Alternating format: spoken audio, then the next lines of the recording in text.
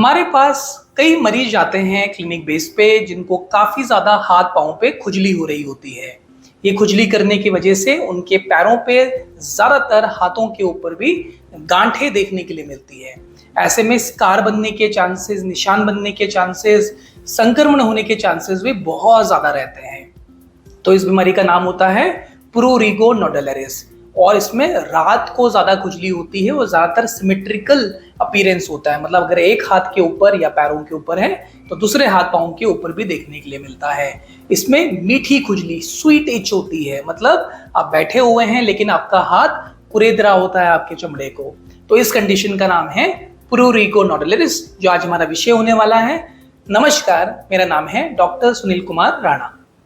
अब हम बात करते हैं इसके कॉज की। तो इसका जो कॉज है वो है अननोन इटियोलॉजी, मतलब इसके बारे में अभी तक पूर्णतः ज्ञान नहीं है कि ये एग्जैक्टली क्यों होता है।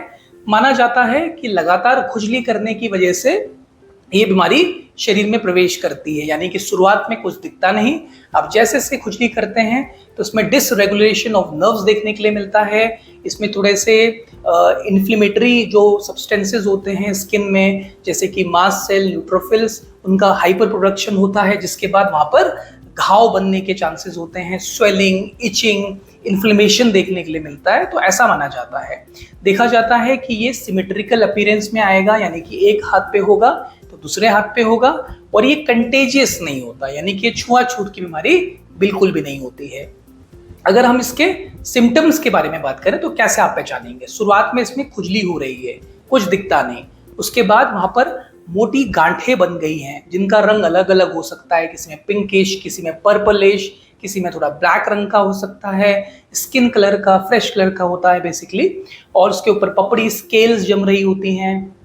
कभी कभी वहाँ पर सूजन देखने के लिए मिलती है, स्कार्स, निशान बन जाते हैं, वहाँ पर स्वेलिंग आ गई है, संक्रमण हो गया है, इन्फेक्शन, मवाद छूट रहा है। तो ये सब इसके सिम्टम्स हो सकते हैं। ठीक है, अगर हम इसके रिस्क फैक्टर की बात करें, किन में कॉमन होता है? जिनको एक्जिमा की शिकायत पहले से रहती है, जिनको खुजली की समस्या पहले से है, किसी को ज़िरोसिस है, किसी को एटोपिक डर्मेटाइटिस है, या किसी का लीवर फंक्शन टेस्ट में कोई प्रॉब्लम आई थी, लीवर में कोई दिक्कत है, किडनी में कोई दिक्कत है, डायबिटीज़ है, थायराइड है, कैंसरस है, उनमें भी ये देखने के लिए मिलता है। कई बार कैंसर की जो ड्रग्स चलती हैं, दवाइयाँ चलती हैं, उनकी वजह से भी ये जो कंडीशन है ये हो सकती है।